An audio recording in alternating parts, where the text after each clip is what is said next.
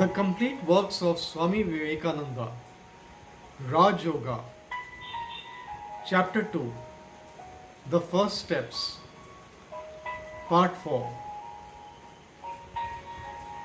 We do not know anything about our bodies. We cannot know. At best, we can take a dead body and cut it in pieces. And there are some who can take a live animal and cut it in pieces in order to see what is inside its body. Still, that has nothing to do with our own bodies. We know very little about them. Why do we not? Because our attention is not discriminating enough to catch the very fine movements that are going on within. We can know them only when the mind becomes subtle and enters, as it were, deep into the body. To get the subtle perception, we have to begin with the grosser perceptions. We have to get hold of that which is setting the whole engine in motion. That is the prana, the most obvious manifestation of which is the breath. Then, along with the breath, we shall slowly enter the body, which will enable us to find out all the subtle forces, the nerve currents that are moving all over the body.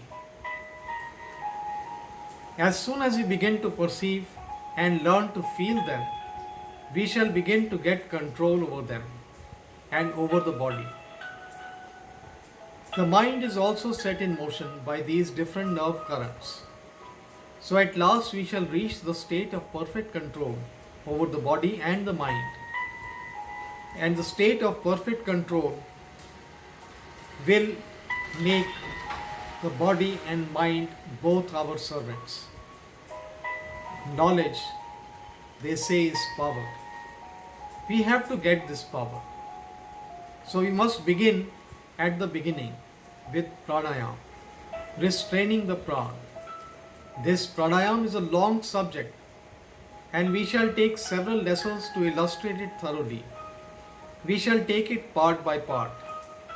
We shall gradually see the reasons for each exercise and what forces in the body are set in motion. All these things will come to us, but it requires constant practice. And the proof will come by practice. No amount of reasoning which I can give you will be proof to you until you have demonstrated it for yourselves. As soon as you begin to feel these currents in motion all over you, doubts will vanish. But it requires hard practice every day. You must practice at least twice every day and at the best times towards the morning and in the evening. When night passes into day and day passes into night, a state of relative calmness ensues. The early morning and the early evening are the two periods of calmness. Your body will have a like tendency to be calm at those times. We should take advantage of the natural condition of the body and begin then to practice. Make it a rule not to eat until you have practiced. If you do this, the sheer force of hunger will break your laziness.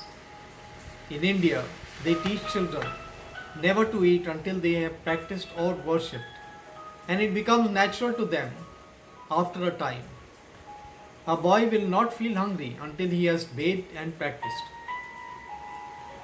Those of you who can afford it will do better to have a room for this practice alone. Do not sleep in that room. It must be kept holy.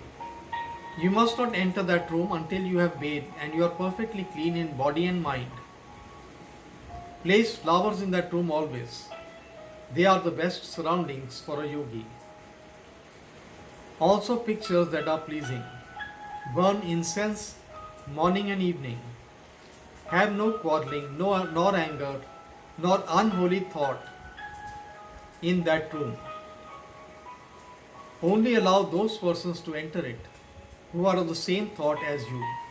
Then, gradually, there will be an atmosphere of holiness in that room. So that when your mind is miserable, sorrowful, doubtful, that room, entering that room, will make you feel calm. This was the idea of the temple and the church. And in some temples and churches, you will find that even now. But in a majority of that, the idea has been lost. The idea that by keeping holy vibrations, there the place becomes and remains illumined.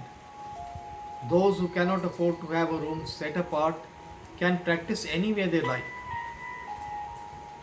Sit in a straight posture, and the first thing to do is to send a current of holy thought to all creation. Mentally repeat, let all beings be happy. Let all beings be peaceful. Let all beings be blissful. So do in the east, south, north, and west. The more you do that, the better you will feel yourself. You will feel at last that the easiest way to make ourselves healthy is to see that the others are healthy. And the easiest way to make ourselves happy is to see that others are happy. After doing that, those who believe in God should pray not for money, not for health, not for heaven, but pray for knowledge and light. Every other prayer is selfish. Then the next thing to do is to think of your own body and see that it is strong and healthy. It is the best instrument you have. Think of it as being as strong as adamant, and that with the help of this body you will cross the ocean of life. Freedom is never to be reached by the weak. Throw away all weakness. Tell your body that it is strong. Tell your mind that it is strong. And have unbounded faith and hope in yourself.